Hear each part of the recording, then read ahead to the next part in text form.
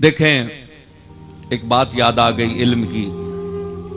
ایک شخص نے کہا وہ داری تھا, منکر, اللہ کا منکر تھا. وہ کہتا ہے زمین آسمان اسی طرح بنے ہوئے ہیں اور چلتے جائیں گے. اس نے کہا کہ ہر مجعول کے لیے جائل کا ہونا ضروری ہے, ہر مخلوق کے لیے خالق کا ہونا ضروری ہے, ہر مصنوع کے لیے صانع کا ہونا ضروری ہے.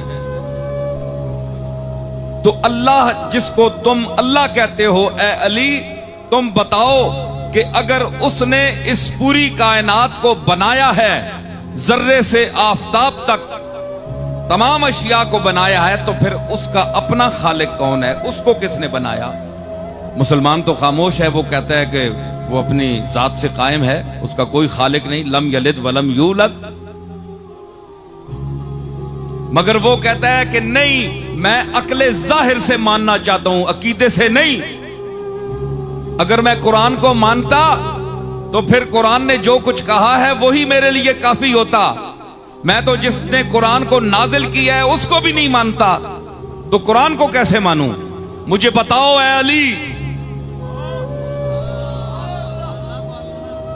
بتاؤ تمہیں جو شہر علم کا دروازہ کہا گیا ہے, نبی نے اپنے علم شہر کا تمہیں دروازہ کہا, تو اب دروازہ ہونے کا ثبوت دو.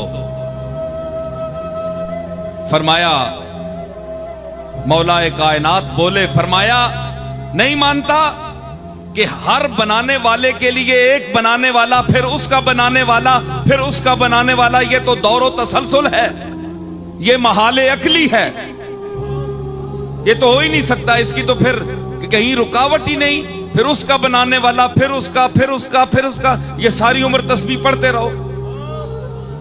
یہ تو محالات عقلیہ سے ہے. اس نے کہا نہیں, مجھے سمجھاؤ, بات سمجھاؤ. فرمایا گنتی آتی ہے, سنو علی کی ہے علم کی بات. فرمایا گنتی آتی ہے جی, 1 2 3 4 5 6 گنی نا. فرمایا الٹے گنو. اس نے کہا 6 5 4 3 1. جناب علی نے فرمایا 1 سے پہلے گنو.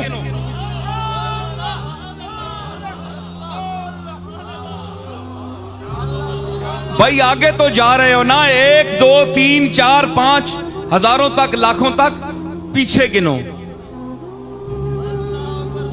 اس نے کہا جناب 1 سے پہلے تو ہے ہی نہیں. آپ نے فرمایا کہ بے وقوف, یہی تو علی کہتا ہے کہ اس ایک وحدہ لا شریک سے پہلے کوئی ہے ہی نہیں.